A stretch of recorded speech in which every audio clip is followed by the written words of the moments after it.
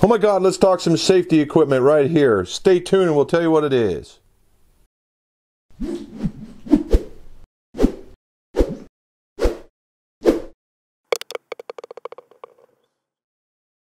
Welcome to Tools of the Trade Tuesday. We're late. We had a death in the family and we've been recovering ever since.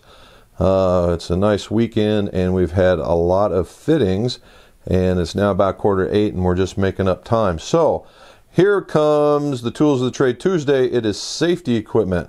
Why safety gear? Well, in just about any application where you do work with your hands, there is some sort of safety issue to be found, right?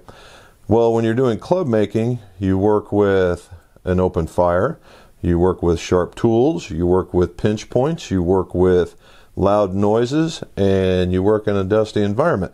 So how do you just stay safe, right? How do you stay safe? Well, the thing is, when you apply these things, you got to work, what's the level of exposure, what's the time of exposure, and then what's the limits that you're working with. In my other career, I deal with this on a regular basis. So I've got a pretty good handle on what I have to do here. So, working with open flame. Working with open flame. Gloves. Okay, gloves.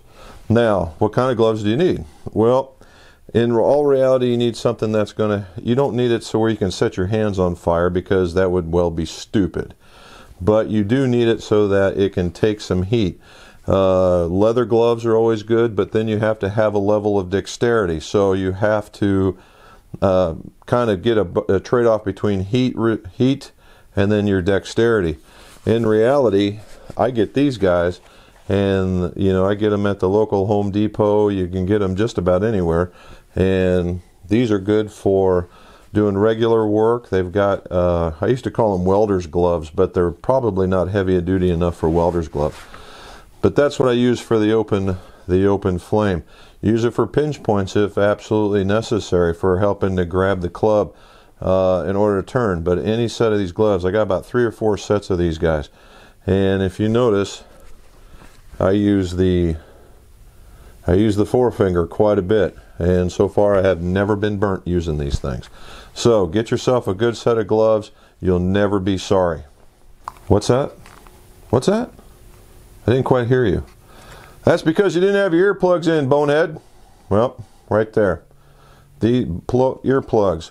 You are dealing with loud noises. What do I mean loud noises? Loud noises. Loud noises. Loud noises. Loud noises. All right. And when you get above certain decibels, you need that. And I'm here to tell you, when you're cutting, these are a necessity. Maybe not so much when you sand, but when you're cutting, when you're using maybe even a drill and you're getting into some noisy environment, you need some of these. Whether they look like those, they look like these, the squishy kind, the kind that come on there, or even ear muffs, okay? Get you some, and that way you'll still be able to hear. I have an annual test, an annual auditory test. Auditory? Auditory, yeah, where they test your ears, right? And I've been doing this for a long, long time. And I am just now, only because I'm getting old, is starting to show a little bit of loss. And these things have saved my hearing. So get you some of those. All the better to see you with. Okay, all the better to see you with. Now, you make a dusty area. You want to be able to see. Look at that. Look how clear that is. Woo! All right. And no, it's in there. See, haha. When you're throwing dust, when you're throwing dirt, when you are welding, whether you are using, when you're heating things up, they have a potential to pop. But when you're more throwing, these guys are where you want to go. All right. If you don't like using these, and not very many people do, you want to get some safety glasses. Those of us who already have glasses find it very difficult. You can get the kind with the sign shield. Z87 is the OSHA code. You can go anywhere in almost any store and get you some safety glasses. Save your sight if you don't wear glasses. If you like this for real quick, then get this. You'll like that. It'll save you. Get you some. All right. Last but not least, and we're going to really kind of go over this. Two things. When working with graphite, you throw graphite dust everywhere. Everywhere. When you're cutting steel shafts, the cutting wheel throws not only some chunks of itself, but it also throws chunks of the steel. That would be this guy way back here. You want to keep dust down. The common term used to be called black lung. All right. If you do a lot of this, black lung, okay? I've been to other shops where the guy thought he was doing a really good job and he hung a curtain. If you can see this, we'll go over here. Imagine, if you will, hanging a curtain right here, and then hanging a curtain right here, and then hanging a curtain right there, and then doing all your work in here.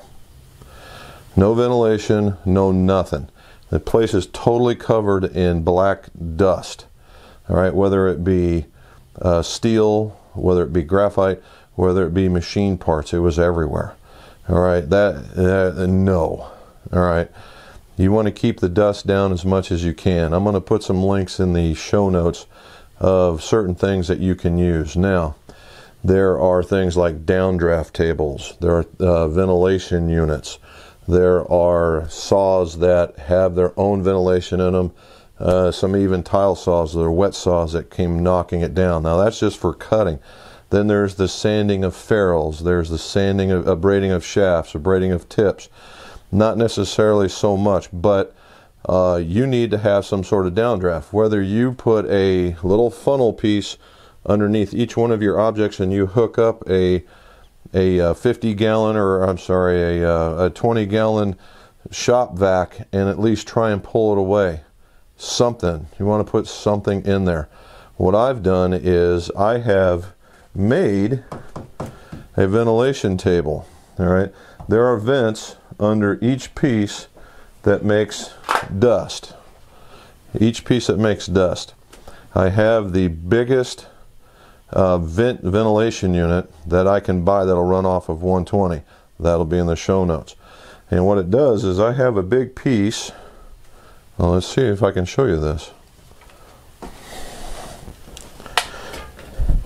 All right. I don't know if you can see that or not. Let's see if you can see it. See, there's a little hose in there. That's the hose that goes for the entire table. It attached to this, runs that way, and it runs to where my ventilation duct unit is. Any way you can knock stuff down, because this isn't 100%, and not most anything is, but you want to knock it down as much as you possibly can, because the last thing you want is all of that inside of you. All right. So when you're done, the other part is when you're done, clean. All right. That's the reason why I'm up. I got to clean up and take that to the bank. All right. Now, some other things. If you're going to spend a lot of time in the shop, they have those stress relieving foot placement pads where you just stand and it alleviates a lot of stress on your back. I've got those I got actual like mats, like garage mats that do the same thing. See that? Both ways. If you think of it in just such terms as hearing, seeing, tasting, breathing, feeling, then you'll understand the types of things that you need. So, gloves, earpieces or earmuffs, earplugs, safety goggles or safety glasses, ventilation units of some variety or another, and you should be pretty good. And then the flooring is purely up to you, because you want to keep doing this for a long time and for some other people. So it's all about being safe. Okay, so hopefully you liked it. If you've got any ideas or any other safety tips that you guys have, put them down below so we can all learn. And if you like what you saw, like the video if you would, and subscribe. And let's see your scores. go low. Tools of the Trade Tuesday. Let's talk about some safety equipment because you need to know this.